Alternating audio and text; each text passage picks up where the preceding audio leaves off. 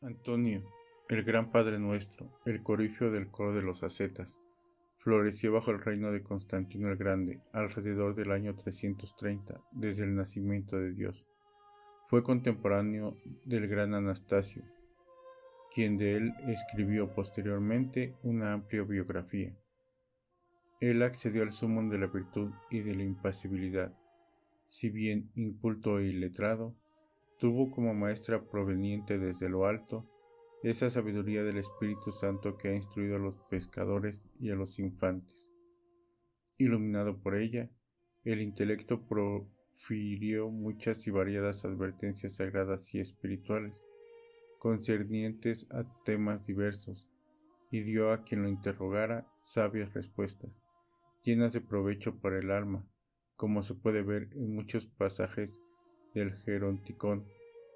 Además de lo antedicho, este hombre ilustre nos ha dejado también los 170 capítulos que incluimos en el presente libro, que ellos son el fruto genuino de esa mente divinamente iluminada.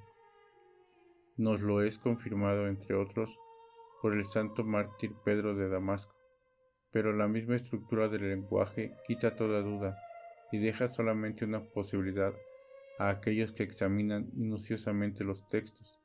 Se trata de escritos que se remontan a aquella santa antigüedad. No debe pues asombrarnos que la forma del discurso se desarrolle en la mayor simplicidad de la homilía, en un estilo arcaico y descuidado. Lo que, sin embargo, nos asombra es cómo, a través de la simplicidad, llega a los lectores tanta salvación y provecho. Cuanto más, en aquellos que lo leen, florece la fuerza de la persuasión de estos escritos, tanto más en ellos destila la dulzura y tanto más destilan absolutamente las buenas costumbres y el rigor de la vida evangélica. Ciertamente conocerán su regocijo aquellos que degustaren de esta miel con el paladar espiritual del intelecto. Parece ser que Antonio el Grande, conocido también como Antonio el Ermitaño o San Antonio de Egipto, vivió entre los años 250 y 356 aproximadamente, de familia cristiana, más bien rico, habiendo quedado huérfano de muy joven y con una hermana pequeña a su cargo. Un día fue fuertemente golpeado por la palabra del Señor al joven rico: si quieres ser perfecto, vende todo aquello que posees, dalo a los pobres y tendrás un tesoro en los cielos. Luego ven y sígueme. Mateo 19:21. Sintiéndose aludido, enseguida empezó a vender lo que poseía y a darse una vida de oración y penitencia en su misma casa. Después de algún tiempo, confió a su hermana a una comunidad de vírgenes y llevó una vida de oración y penitencia en su misma casa.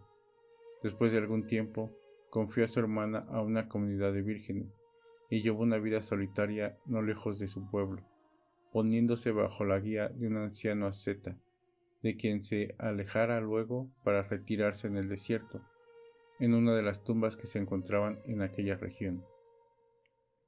Su ejemplo fue contagioso, y cuando se retiró al desierto de Pispir, el lugar no tardó en ser invadido por cristianos. Lo mismo sucedió cuando sucesivamente se retiró cerca del litoral del Mar Rojo.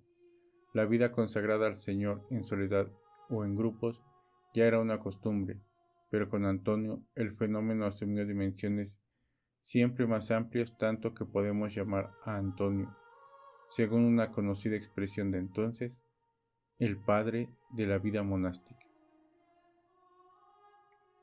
También en Occidente su influencia fue grandísima, sobre todo gracias a la rápida difusión de La Vida, escrita por Atanasio poco después de la muerte de Antonio. Atanasio había conocido bien a Antonio en su juventud.